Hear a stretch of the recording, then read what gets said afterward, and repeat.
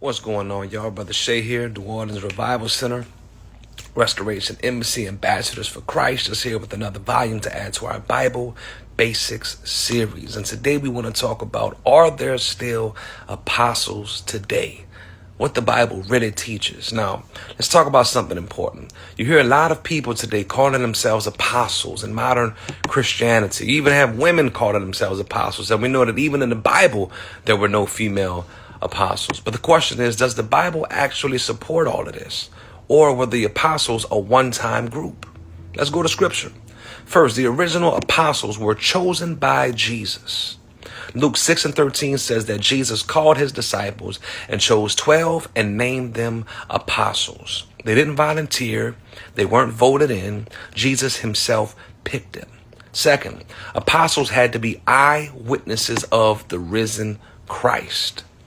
So unless you're over 1,000, 2,000 years old, I don't know how you can accomplish that.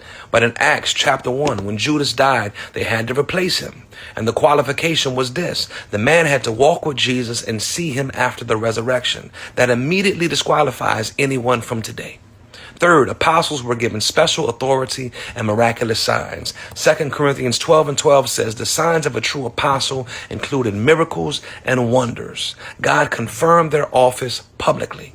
Then we have Paul. Paul was personally called by the risen Christ on the road to Damascus. And in 1 Corinthians 15, Paul says he was one untimely born. In other words, the last one.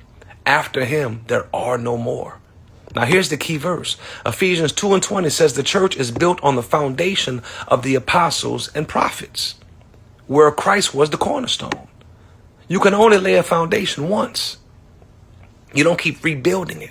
Revelation 21:14 says heaven itself has 12 foundations with the names of the 12 apostles. Not hundreds, not thousands, but 12. So biblically, the apostolic office was unique, foundational, temporary. Today, God still calls pastors, teachers, evangelists, and missionaries. Ephesians 4:11 makes that clear. But there are not apostles in the biblical sense. And this matters because Revelations 2:2 warns about people who call themselves apostles and are not.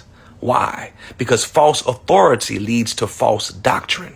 The faith has already been delivered. Jude 1:3 says it was given once for all. No new apostles, no new revelation, no new gospel. So here's the truth. We follow Jesus, submit to scripture, and respect godly leaders. But no man today carries apostolic authority.